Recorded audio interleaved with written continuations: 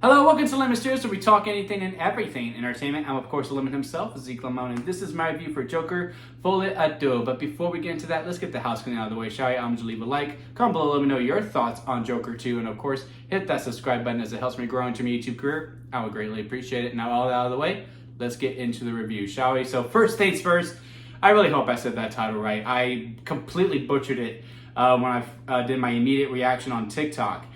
Someone was kind enough to comment on how to actually say the title, so I hope I said it right this time, but I really don't think I did because it didn't feel natural at all. But yeah, this is the sequel to the most inevitable sequel of all time, to the highest grossing R-rated movie, the first to make $1 billion, Joker, starring Joaquin Phoenix and directed by Todd Phillips, and also written by Todd Phillips as well. Added Lady Gaga as Harley Quinn. Was really looking forward to it. And now, first things first, there's a lot to really like about this movie. I think this is going to be a very divisive film, regardless. I think there's going to be a lot of people who absolutely love this film. I think there's going to be a lot of people who absolutely hate this film. And then there's me, where I really think it depends on what day I am that would determine whether I like this movie or not, because there is a lot to appreciate about it. I love how bold this movie is. We'll start talking about, the musical element of it. This is definitely a musical. I know there has been some debate whether it was a musical or it was not a musical. Even some of the cast members like, nah, I don't think it's really a musical. It is definitely a musical. And within that, the movie's really bold. They had a story to tell, because if you remember the build up to this movie, help for this movie to even get greenlit, is that Joaquin Phoenix and Todd Phillips were not interested in a sequel. They were good with being one and done. But again, when you are the first R-rated movie to make $1 billion, it is inevitable that you will get a sequel, because there is a profit to that. And so they're like, okay, well, we want to make the movie that we want to make, and this is what they chose, the musical element. And I can see that when I watched the first Joker movie. There is a music element to Arthur. I mean, you see him dancing throughout the film. I mean, hell, like two of the most iconic scenes in that whole entire movie, when he's in the bathroom and when he's on the stairs, revolves around him dancing. So I can see why they go, hey, when he does find the love of his life, there's going to be music in him. Let's explore that. I mean, hell, even when he's, stalking his neighbor and, he's stopping the elevator for her when she's coming up, uses his feet. I mean, that, again, there's musical elements to that. So I can see why they would go into that element of it. The problem is it doesn't work all the time. And it not only does it not work every single time, it stops all momentum that this movie has. That there is good chunks when this movie's building, it's picking up tempos, really engaging. And you're just like, what is going to come next? And you have to wait 3 minutes until the next thing happens, because we have to have a musical number explaining what Arthur or Harley is thinking within this film. Because as it was heavily, theorized, is that the song numbers are in their head. There are a couple that are within universe. And the few song numbers that are within universe, where everyone is aware that they are singing, the movie does sing a little bit more. And it elevates, it helps move the narrative forward. But most of the songs that are not in universe or within the narrative, and it's just there to really show what Arthur is thinking and what Harley is thinking, it just stops, and you are just sitting there waiting for a moment. There's even a couple times, like as the movie progressed, when it stopped for a musical number, and there is a good chunk of them. I think there's about 15 in this movie. That at some point when the music started happening, people were like, okay, I can go to the bathroom. That's how much these music numbers didn't mean to progress the story or move it forward. Also, there are some scenes in this movie that I just don't think were really necessary. Even with this cold open that they do, that is very different. And, it was really interesting to watch as it was beginning. But as the movie comes to the end, I'm just like, why did they put that in there? Why did we start with that moment? So it's those types of moments where it just knocks off a little bit of points for me. Now, where the movie does get points is within Joaquin Phoenix as Arthur Fleck, Lady Gaga as Harley Quinn, and Todd Phillips' direction. Everyone was definitely motivated. This did not feel like two people who were, forced to do a sequel for a movie. This felt like two people who were like, okay, if we're going to do this, we're going to do this our way, and this is the image that we have, and they were completely bought into it.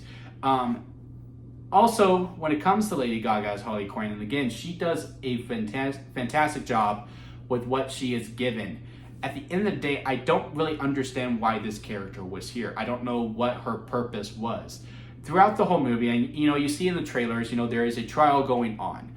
And she is very much used as a device to, to really, amp up the Joker side of it. But I think if you take her out, I think he still gets to that Joker side. And also her complete motivation and the romance behind them. Even though these two performers are giving everything they got to really sell on this romance, I never really felt it. And I didn't completely buy into it. It felt a little bit forced. And again, the whole explanation of Harley, why she is even there, is really, really just kind of confusing. And again, it just felt really, really added to it. So even though there's amazing cinematography in this movie, the direction with what it's given has a vision to it. Joaquin Phoenix is doing an amazing performance. Lady Gaga is doing an amazing performance. At the end of the day, though, this movie is like a little bit over 2 hours long.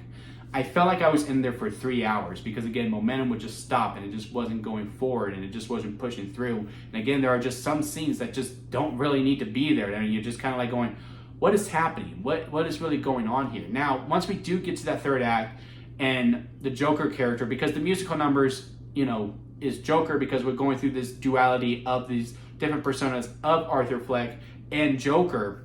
The musical numbers are when he's within Joker makeup, and it just felt like it was a device to get him in the clown makeup more. Once he is Joker in the real world, and it is within narrative that everyone knows that he is wearing the clown makeup, the movie elevates a lot more, and it does become much more engaging and interesting. But at the end of the day, when we get to the ending as well, which again I think is going to really divide people right down the middle on how, it's just going to depend on how you feel with the way it goes. I'm like really intrigued by the ending, and it got me something really interesting in something that I really don't know if I will ever get. But I kind of like the ending, but I can see why a lot of people would hate it. So at the end of the day, do I recommend you going to see Joker 2? I would say if you liked the first Joker movie, give it a chance. Because again, when they do focus on those aneurysms, in a lot of ways, this is a good, this is a true second chapter to that first movie, or hell, even an epilogue movie, because they really just focus on the crimes throughout. I would say give it a chance, and maybe you will like it a little bit more. If you do not like the first Joker movie, you're not going to like this one. Don't even waste your money on it. If you're not a fan of musicals, don't waste your money on it, because I really don't think you're going to like it at all, even if you did enjoy the first Joker movie. But if you don't mind musicals and you like the first Joker movie, I say, hey, give it a chance, roll the dice. Maybe you will like it, maybe you won't. But if I had to rank it on the lemon scale, that goes Sour Lemon, which is a bad movie. Expired Story About Lemonade, where it's a bad movie, but hey, there is some redeeming qualities. Story About Lemonade, it's a good movie, but I can see there's a lot of problems with it. Lemonade, it's a movie, it's fine. Freshly Squeezed Lemonade, very good movie, just has some minor problems to it. And then Strawberry Lemonade, which is the best kind of lemonade. And the first Joker movie was the first movie ever on this channel to get a Strawberry Lemonade. Joker 2, to me, is store-bought. Which it kind of hurts, but hey, it is what it is. But overall, I say give it a shot. But I can't fully say, yeah, go to the movies to go see this. It is definitely going to be a go in at your discretion. Maybe you like it, maybe you won't. But the performances of Joaquin Phoenix and Lady Gaga alone to me are worth the price of admission. It's just within the writing, and again, the choice to make it a musical, where I really do think that we should have just gone no music, because again, the music is used to convey what Arthur and Lady Gaga are feeling within that moment. You have two of the best performers working today. You don't need a song to explain how they feel. They can show how they're feeling without any dialogue, just within their face, and you can completely get it. But yeah, to me, it's a story about lemonade. have you had a chance to go see Joker? Leave a comment below. Let me know. Did you even like the first one? Comment. Let's talk about it. If you made it this far, leave a like. I would greatly appreciate that. And again, hit that subscribe button, as we do have a lot of content heading your way. And until next time, guys, I'll see you here at Lemon Studios.